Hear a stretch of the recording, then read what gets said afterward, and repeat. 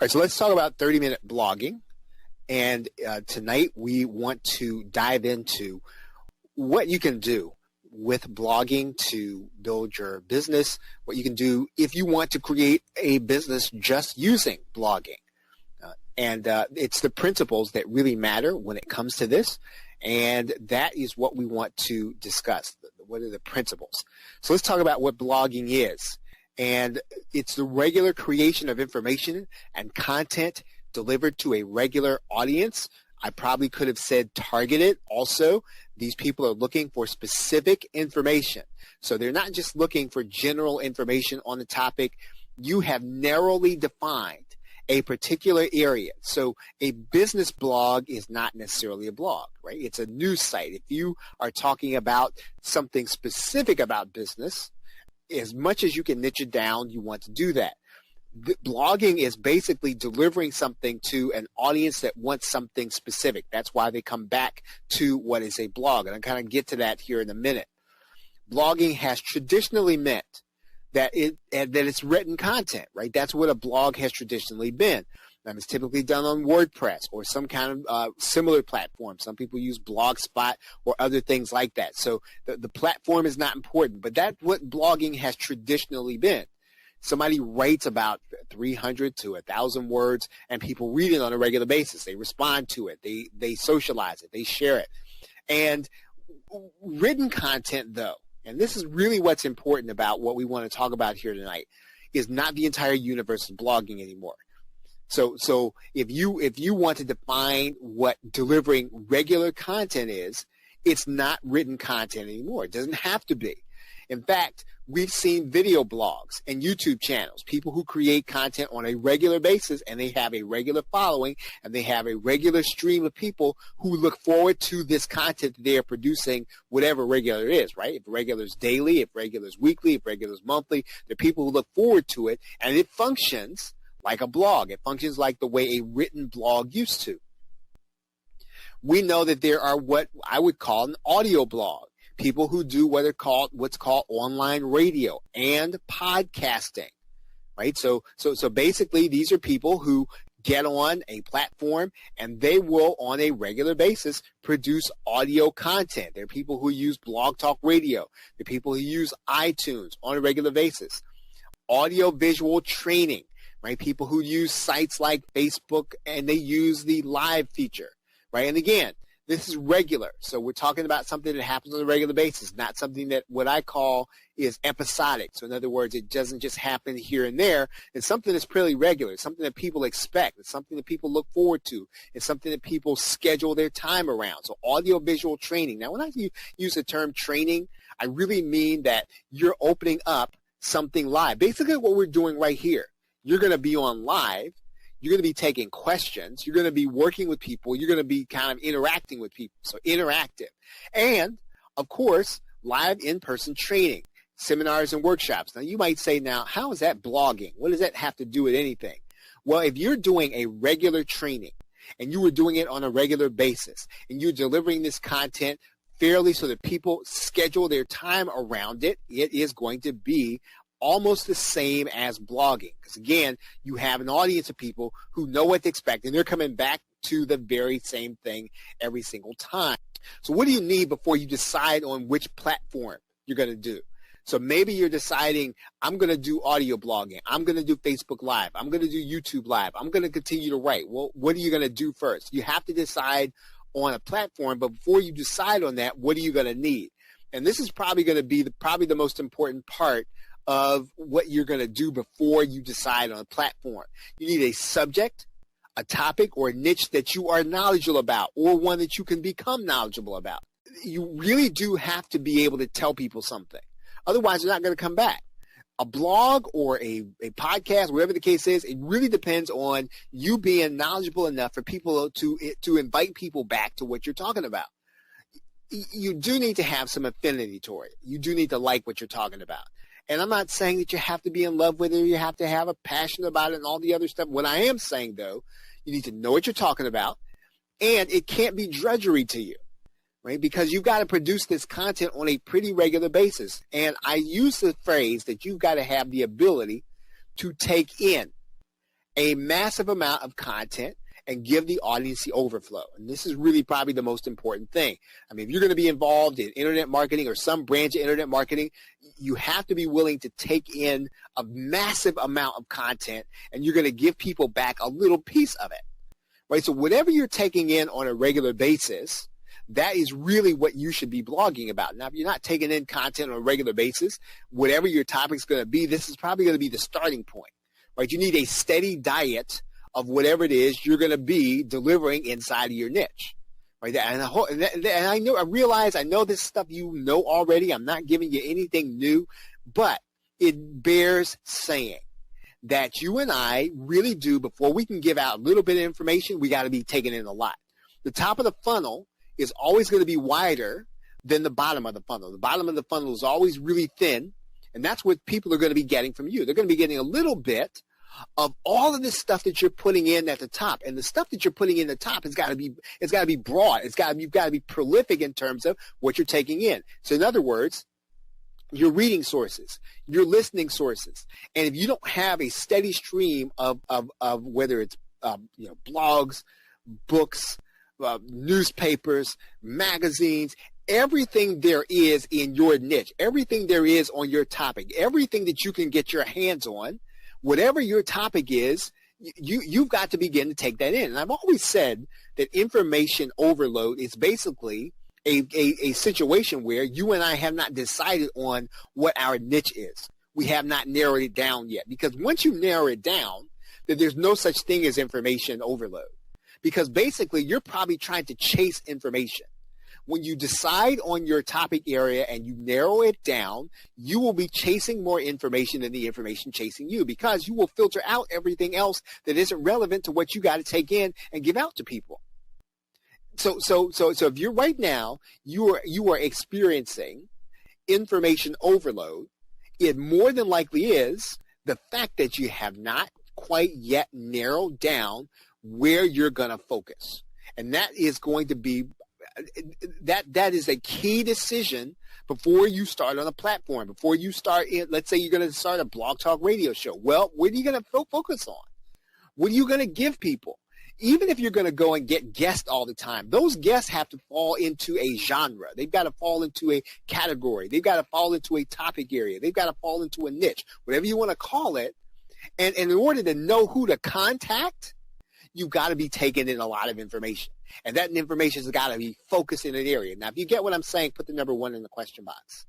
It is the thing that is the most difficult thing for us to do, because there is so much information. It is the most difficult thing to do because there are so many different things that we have to then rule out. And it is a discipline for us to be able to then start ruling things out so we can get focused on the thing we're going to focus on. Focus on the thing we're going to major on. Now, this is also important. And this is one of the steps that, you probably know a number of people who are doing podcasts. I know a number of people who are doing YouTube channels. And here's the step that I think that if you and I could help them with something, it would be this. You've got to be able to see before you get started some alternative ways to monetize, right? So don't start down in a niche and there's no way to monetize it. So again, it could be that, you could love the subject. The people could love hearing from you. But if there's no way to monetize it, then you're not going to be doing it long, because in order to put in the kind of time to generate fantastic content, you have to be able to monetize, right? So you've got to be able to see alternative ways to monetize. You need to be able to see potential information products or information products that have already been created. You've got to be able to see it. Sponsorship. So in other words, would somebody even, now I'm not saying that you have to have them lined up. I'm saying with the niche that you're choosing, with the topics you're choosing, are there going to be companies that want to reach the audience that would be interested in what you're talking about? Sponsorship, advertising, right? Are there going to be companies? Are there going to be people? Are there going to be, let's say, solo business owners who would be willing to advertise based on the stuff you're going to be talking about? Again, this is you do need to be able to see this part up front. Now, I'm not saying, if you don't have all the money, right? If you haven't gotten paid, don't do it. Don't start a blog. What I am saying, though, is you have to see these alternative ways of monetization, information products, sponsorship, advertising, and affiliate marketing. Are there products you can sell? Right? Are there products that you can become an affiliate and that you can sell when people come to your site, when they come to your, to your blog, when they come to your podcast, when they come to your radio show? Are there things that you can sell? Now, again, I'm not a big fan of doing affiliate marketing if you don't have the other three things. Right? If you don't have the other three things and you've got an audience, then what you and I have to do is we've got to develop these other three areas. We've got to develop information products before affiliate marketing. We've got to develop sponsorship before affiliate marketing. We need to develop people who would be willing to advertise with us before affiliate marketing. Again, I'm all about affiliate marketing, right? But again, there are three steps that will help you to control your destiny. And you don't want to put your let's say your monetization in the hands of somebody else. And that really is what affiliate marketing does, even though it is a viable source. And most people just skip right straight through to affiliate marketing. And really, there's no way to control that income stream, right? Even if you're building a regular audience, if you're relying on affiliate marketing, you have no control over what the other person does to take care of their customers. You have no control over whether or not the person keeps that product up. You have no control over how that person is going to relate to their customers. And so affiliate marketing is fantastic. It's a great way to make money. But you and I, again, have to, as much as we can, try to control our income stream. So if you get that, put the number 2 in the question box. If you understand where I'm coming from. Okay, and then you need what I call EMI. Right, or EMI, right? Evidence of monetizable interest, right? Evidence of monetizable interest in the subject. You need to have evidence of monetizable interest in the subject. What is evidence of monetizable interest? What is that? Have you seen Kindle books and topics and reviews? And I'm talking specifically about Kindles because this is an information product. You need to be able to see some form that there's evidence that people are interested in, and they'll buy information on this. You need some evidence. You need to be able to see it, right? Again, because if you don't see any evidence that people are going to buy some information, you're going to have a difficult time monetizing whatever it is, your blog, your podcast, your Facebook Live, your YouTube Live. You need evidence, right? So, are there existing information products that are being sold that you've seen generate sales? Are there existing information products? If there are no existing information products, again, you need to be skeptical about whether or not you're going to go into that niche and whether or not you're just going to all of a sudden expand and start selling information products when there are none being sold right now. And again, doesn't mean you can't go into the niche. It does mean that you need to be skeptical if you see it and you don't see information products. You need to see some affiliates who already have some email marketing lists in your niche. Right? You need to see some affiliates that already have lists. This means that they are already emailing people, whether it's about affiliate products or products of their own, and that they would be, if you get to know them, if they trusted you. I'm not saying that you approach them. I'm not saying that you go to them and say, hey, I got this great product. I want you to send it out to your email marketing list. I'm not saying that you're going to approach things, but you need to see that at least there are some people that are already there who are doing it. Because you can partner with them. I'm not saying that they're all going to be willing to partner with you. I'm not saying that you're going to approach them even after the first 5 or 6 months. But if there are people who are there who have these lists and they're emailing them, that means then that there's some interest there. This is not something that's kind of come about in the last few years, but they're out there. If you see in your niche that people are doing virtual summit and people are actually going to that virtual summit, that's evidence that you can monetize that list. That's evidence that you can monetize that niche. If you see in-person conferences, you can monetize that niche, right? If you see lots of magazines with readership, right now you may or may not be able to monetize it online, but it is evidence that there are people who are interested in the subject, in the topic, in the niche. If you see podcasts, blogs, and video channel, and you see they're being sponsored, that's evidence that you'll be able to monetize your whatever it is you're going to do. You need to find this evidence. If you are in a niche right now and you don't see any evidence that's being monetized, you might need to slide over a little bit and you might need to adjust. This is something that, again, is not said enough about starting a project that you're passionate about, or starting something that you're interested in. Again, all of us are going to be interested in different things. And guess what? People are going to come to you because you are so into it, but it just does not necessarily mean it's going to be monetizable. And for us to be able to do it at a high quality level over and over again, it does need to be monetizable. All of us want to help people, but we don't have 24 hours a day, 7 days a week to do nothing but help people. If you do that, you will not eat. Right? So we have to be able to not only help people, but at the same time, one of the ways that you can help people is delivering a high quality product, a high quality experience, and you cannot do that if you're not monetizing. Now, if you get that, put the number 3 in the question box. I need to say that, and I know that to some degree it doesn't sound very, I'd say that doesn't sound very helpful, but it is. You really do have to understand that part of this, the whole game of creating content on a regular basis where you're teaching people something, you're helping people, has to be monetizable. There's something called the Help a Reporter Out, and they do a daily list of publicity opportunities. Now, this is hidden. You need to go get on that list. It's called Help a Reporter Out, or HARO. You need to get on their list of publicity opportunities. Now, why do I say that?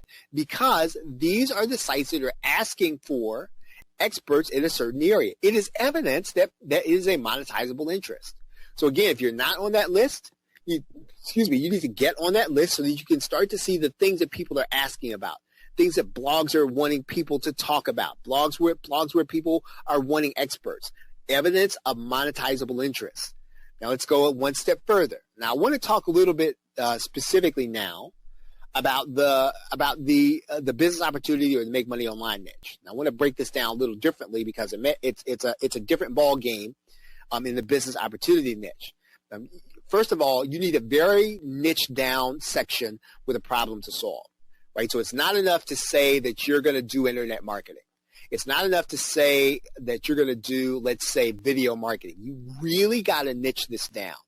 And so, and that's if you're going to be starting some kind of new content. You got to have some kind of unique angle to it that people are not getting the information that they need or that they want. Another place with evidence of monetizable interest. If you see your subject coming up and it's a hot selling, and it's a number of hot selling products on the Warrior Forum or on Warrior Plus, right? Look to Warrior Plus to try to figure out, well, what are people really interested in? If you see a hot selling product, then that's evidence, folks. It's evidence that people are interested in the topic area. Hot selling products on JVZoo. Now you might wonder, well, why does he say Zaxxer or ClickBank? Because these marketplaces are wide open in being able to look at sales information, and for you to be able to tell what's happening with the upsell, what's happening with the front end offer, how is it converting. So in other words, you can then put 2 and 2 together based on what you look at in Warrior Plus and JVZoo, because the marketplaces are wide open with all the statistics right there. Right? So if you get that, put the number 4 in the question box. So again, what are we looking for? We're looking for evidence in the business opportunity niche that we can monetize a subject. So you might say, well, I'm going to talk about this specific way of being able to do something with a blog. Well, do you have any evidence that this is going to sell? Right? Do you have any evidence that this is in general going to sell based on what you've seen selling on Warrior Plus and JVZoo? If you see stuff that's coming up on Muncheye and some of the affiliate platforms, right? If you see stuff coming up there, you see products being launched. That doesn't necessarily mean because a product is being launched that it's going to be a hot seller for you and that's a good niche. But if you see lots of products in a specific area and people continue to launch products, it's probably evidence that they're making money someplace and that somebody sees that this is going to be a viable topic. So again, look to Muncheye. All of us are involved in social media, probably too much so. Some of the discussions, and again, I've said this before, and I really do mean it. When you get on social media, you need to have a period of time where you're saying nothing. You're not scrolling around, but you are specifically looking for what people are saying about your niche, right? Do a search in your niche. Do a search for some of your keywords inside of Facebook. See who's talking about it in your network. See who's talking about it outside of your network. See what they're saying. Again, this is not going to be something that is out of reach for anyone. Anyone can go to Facebook and do a search. Anyone can go to YouTube and do a search. Again, use YouTube Suggest to try to figure out what are people searching for.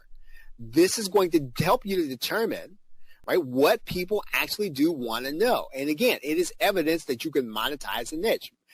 Instagram, right? So now, one thing that I do want to say, and this is, I don't know where the right place is to put this question, but I am going to say this. You have to try to figure out, especially if you're in a business opportunity niche, if you're going to be talking to people who are looking for a career enhancement, or if you're talking for people who are looking for a business opportunity. Those are two different people, even though they're interested in internet marketing.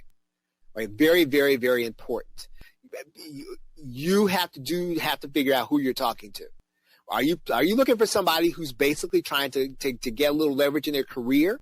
They're a little more corporate. They're a little more employee oriented. Right? They're going to have a totally different vibe than somebody who's looking for a business opportunity and trying to use it to generate income. Even though they both could be interested in, let's say, Facebook, they're interested in it in a certain way, and they're interested in it in a certain, I'd say, in a different kind of level where they're actually going to be doing something with it. So the first thing you're going to have to do is you're going to have to establish the best medium for you before you start blogging, right? So let me ask you something. How can you create the most interesting content? Is it audio? So if you can't write something interesting that people are interested in, then listen, don't do written content. Right? Don't try to commit to being this super duper writer if you can't create interesting content. How can you be the most consistent? Those are almost the same two questions. Right? Because if the topic doesn't interest you, if it doesn't give you energy, then you're probably not going to be very consistent, right? You're probably not going to be. When it comes to audio, right, if audio is the best of the production value, are you going to be best live, right? Or are you going to be best recorded? Got to think about that, right? How are you going to do this? Would you be more comfortable doing it by yourself, or would you be more comfortable interviewing people? Again, it is a different way of delivering content to people who want it, but make the decision up front. And you already know. But if I were to sit down with you and we were to look at your past, we would look at the stuff you're doing online, you already know if you're an audio woman, if you're an audio guy, you already know that. Training, right? So again, I mean, are you going to be the kind of person that does training? I like to do training, right? I mean, I know I like to do interviews. I know I can be on live, but I like to do live training. Video. And now here's the issue with video, right? And I want to tell you this. If you decide you're going to do video, you're going to do a video blog, the issue is going to be editing. And so you can do video blogging as long as you're not going to be worried about production value, and you're going to post stuff up when you get it done, right? Editing is the stuff that takes time, right? Shooting the video doesn't take any time. Uploading it doesn't take any time. Even if all you're doing is you are, let's say, optimizing it, that doesn't take very long. No, what takes the longest time? Editing. Right? So if you know that editing is going to be a problem, but you want to do video blogging, you might need to find somebody to help you to do it. But the editing is something you got to solve if video is going to be your medium. You can also interview people using video. Now, again, that's a totally different thing. You can use Google Hangouts if you're going to be in one place, if person's going to be in another place, or you're going to have to be able to do some camera shooting if you want to do in-person interviews. Again, that kind of person is going to be rare, but again, because it's rare, means then that there are not a whole lot of people doing it. It's a great way for you to differentiate yourself. Are you just going to kind of be on the video kind of going for it, right? Are you going to be doing training in the video? And then, of course, now, again, I love written content. I love reading blogs. But I need to, you and I both know this, and this is the elephant in the middle of the room. We are a less literate society these days, right? So it isn't that your content isn't interesting. It's just we're a little less literate, and we have a little less patience than we used to have when it comes to reading stuff. And now there's so much knowledge on video and audio. It's not that, and again, please don't hear me say, and because I'm not saying this, that audio is better or video is better than writing a blog post, because I'm not saying that. What I am saying is that we are a less literate society than we used to be, and people are more dependent now on audio and visual. And so you have to understand that. You have to be willing to accept that if you decide that you are going to do a written blog and that's you're going to base your site on. You have to establish a home base from the start. Now, again, even if you choose not to do writing, you need a home base, right? You've heard me say this over a number of periods of time. You got to have a home base, got to have a blog or website, and this is going to be to hold everything, right? You need a simple to use but professional WordPress blog. Now, I know there's Wix and all other kind of other stuff out there. I'm going to suggest that if you want to have something that's going to be easy to use, you can grow with it. Right, a very simple to use but professional WordPress blog. You should be posting your content on a regular basis on this site. Now, you might say, now, you just told me I don't have to write. True. What I am saying is, if you're a podcaster, you should be posting to your blog. If you deliver your content through email, you should be posting your emails to your blog. And again, this is something that it takes a discipline to do. If you are a video creator, you should be posting your videos to your blog on a regular basis. Again, this is something that people do, but just don't talk about the fact they're doing it. And then what you should be sharing across the internet should be your blog, right? You should be sharing your blog. So in other words, you're going to do a podcast on Blog Talk Radio, you're going to do it on iTunes. Wonderful. Put that on your blog and start sharing your blog. Put it on your website, start sharing your website. Don't just share the platform link. Don't just share the YouTube link. Don't just share the Blog Talk Radio link. Don't just share the iTunes link. Share them once they're on your blog, right? So again, you and I, regardless of what kind of content we choose to produce, we need to have a home base, right? That home base is going to be your website, your blog. And it needs to be something you can update on a regular basis. And it needs to be something you can access to easily. Have it designed if you can, right? Just outsource having it designed. Please do not try to design your own website. You don't have to do that anymore. And again, if you're just pressed for time and money, then yeah, you can do a few things, but I'm going to suggest, you can get people on Fiverr to do little things. You can build a little bit at a time. Please do not try to be a designer, because if you decide to become a designer and you're not, it's going to look like it, right? So again, get out of the design business. Get out of it. Let somebody else do it. You can find people on Fiverr, the Warriors for Hire section, Upwork. Now, again, they're going to range in price, but you can find a designer at your price level. Whatever your price level is, you can find a designer at it. And so what I'm going to suggest to you, and again, I know that they're very cool apps, but they're wonderful, and I think they're fantastic. Get out of the design business, please. Right? Get out of it. Right? If your job is to produce high quality and irresistible content, that's what you got to focus on. You have to focus on keeping people interested, not on creating a mediocre design, right? Because if you're not a designer, you and I are both mediocre designers. So please do not try to be a designer. I don't care. Listen. So yeah, they've got great templates. I don't care about that stuff, right? Focus on your content. Focus on having awesome content. Focus on finding super duper guests. Get out of the design business. Now, I want to say a little bit about brand when you start talking about your website. Brand is not only what you say about yourself. So again, people start talking about their brand about yourself. It's not just what you and I say about ourselves. It's what we're doing every day and repeating.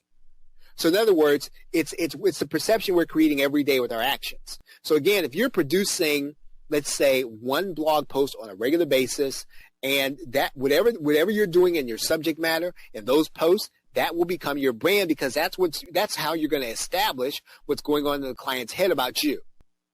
Right now, again, right alongside of this, establish monetization from the start. Please do not start a blog or a podcast or a video blog with no way to monetize. Right? Your job is not going to be to sell. Again, it's always going to be to produce contact, but you don't want to wait. Right? The hardest thing in the world is going to do, you start getting traffic and you start getting people to watch your videos, or you start getting people to read your blog, and then you wait because you don't want to offend them. You don't want them to think, you don't want them to stop reading because you're going to ask for money. Folks, people don't care. Right? People care about themselves. Right? If you're taking care of them, right, helping them take care of themselves, they don't care if you ask for money. If they want to buy it, they will. If they won't, they don't. But do not, right, start at the beginning not asking for money. Use the feedback that you're getting on your blog to determine what you should be selling. And if possible, you should have something that you can sell at all levels, at all price levels. I didn't put it at all price levels, but that is what I meant. Develop something that's really high price. Develop your stuff all the way down the line. Whatever's high price to you, develop something at that level. Then come all the way down, right, in price, so people can buy something from you at every single level. And now this is going to be toward monetization. Never, ever fully depend on ad revenue, right? So again, we saw, I think something was called adpocalypse, right? People who were dependent on that ad revenue and that's all they did, they saw a substantial drop in their revenue. And here's what's interesting. It was a ripple effect that happened here in the United States, but it was felt worldwide. Ad revenue was down. And so you can never really depend on ad revenue if that's how you are making your money, if that's how you're making your bread. Never fully depend on sponsorship, right? And again, I'm not saying don't go after sponsors. You should get sponsors if you're creating content on a regular basis. Do not depend on it, right? Because you have no control over, someone tells the sponsor, hey, do you know what these people are saying? Then they're going to come back to the sponsor that's saying, well, we're not going to buy from you if you continue to sponsor this. Again, out of your control. You have no control over sponsorship. So again, don't rely on it, but have it.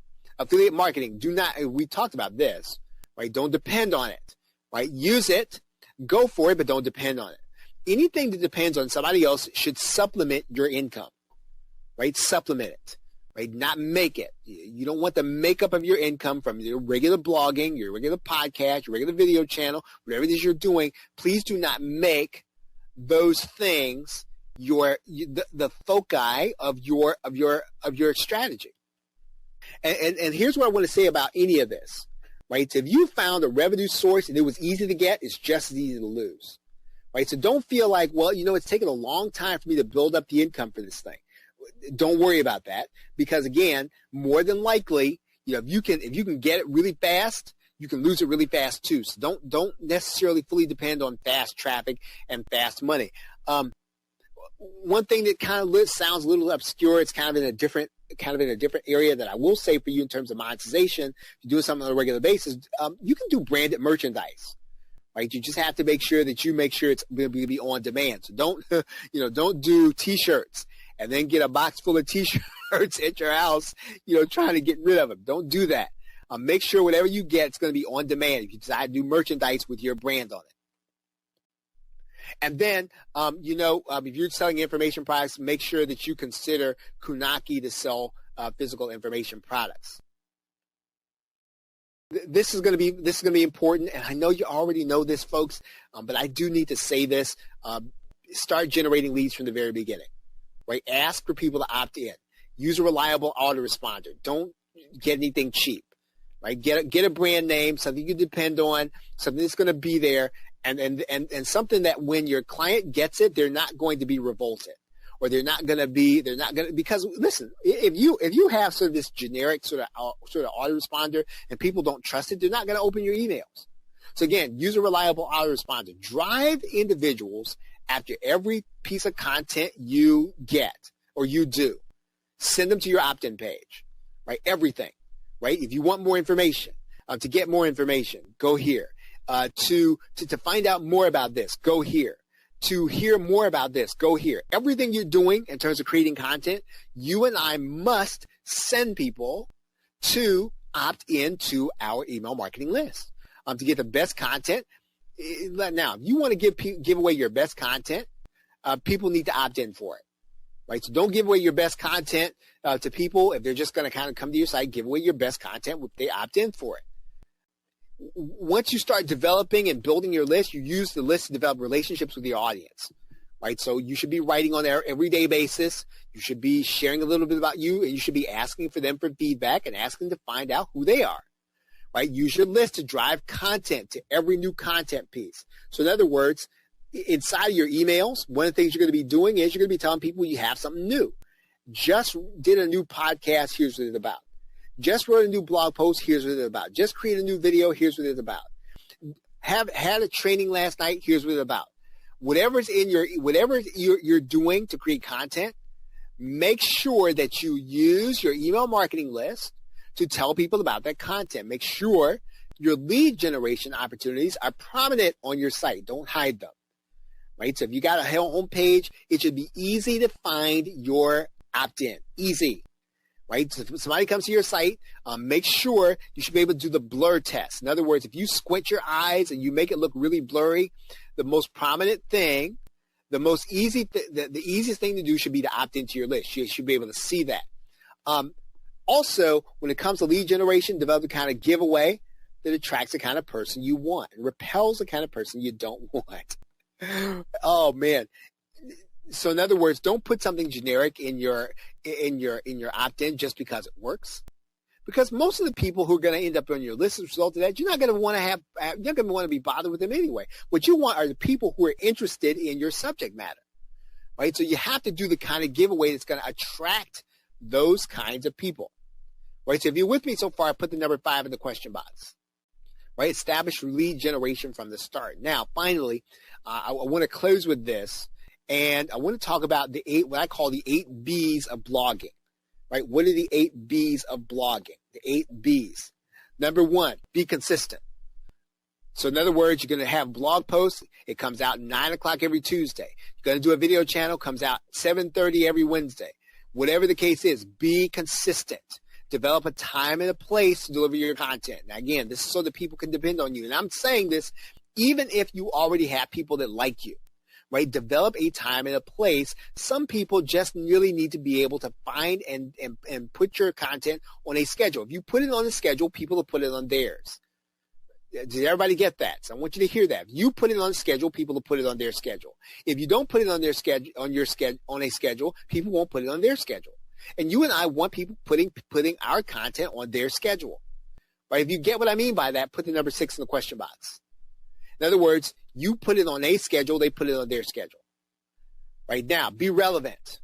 Right, develop a calendar and plan around events and special occasions. Right, so don't miss little holidays, don't miss seasons, don't miss whatever somebody's birthday or it's Thanksgiving. These things will sneak up on you, and before you know it, what will happen is it'll be Thanksgiving.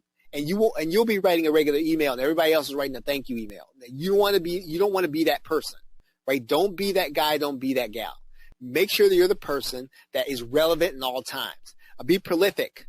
Narrow down your niche, right? But then we talked about this before. But make sure you talk about everything, right? Your niche should be small enough, right? Your topic area should be small enough that you know everything and everybody. Right. So if you can't get to know everything and everybody about your niche, it's probably too big. Or you don't have an angle that you can take it that nobody else has. Be radical. Right. Take a position. Right. So in other words, don't be afraid to take a position. Right. If you're in CPA marketing, or let's say that you were talking about Facebook and you're talking about the drop in organic traffic, your position was a good thing. Right. So in other words, just be willing to explain it, and you're gonna turn some people off, but just as many people as you turn off, you're gonna turn some people on. So again, be willing to be radical, be collaborative, don't compete with people, partner with them. Right. So if you see somebody in your niche and they're doing extremely well, try to find a way to partner. Don't feel the need that you gotta address to them and you gotta do everything they're not gonna do and you gotta compete. Don't compete. Right. Don't compete. Partner and create. Be collaborative. Right? Be collaborative. Create and test different kinds of monetization for whatever it is you're doing. Right? Test out affiliate offers. Test out information products. Test out memberships. Right? Create and test different levels of monetization. In other words, your job is to make your blog profitable. Right? Yes, I realize you're gonna have a mission statement. You're gonna deliver great content. Wonderful.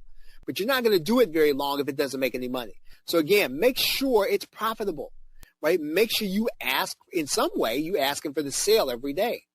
You and I have to ask for the sale every day, every single day. And then finally be productive. Now here's the most important thing about one of the cool things about blogging, podcasting, video channels. Guess what? You can create all of the content on one day and schedule it. right? What's that mean? Well, that means then that you will have gained all the time back for a specific day because you're doing all your content on one day. Right. So again, be productive, right? Be productive. Be looking for ways to increase the workflow. And finally, this is kind of a principle. Be intense. Now, what do I mean by that?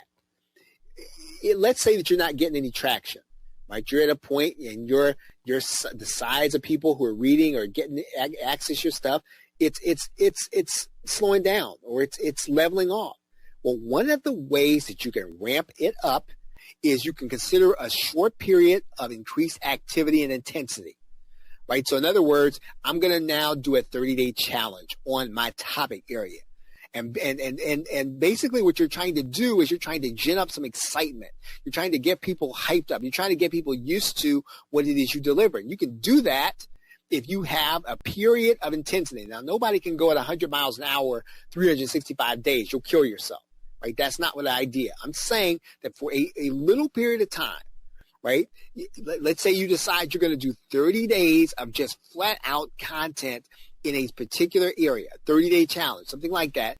Then what you're doing is you're only doing it for a month, right? And what this does is it generates buzz. It generates excitement. It'll always be the way that which you're going to get the most, let's say you're going to get the biggest jump in your income, or the biggest jump in your audience than you'll get any other way, right? When you just pick a period of intensity, you can do a 7-day challenge. Whatever you do, just kind of figure out how you're going to do it.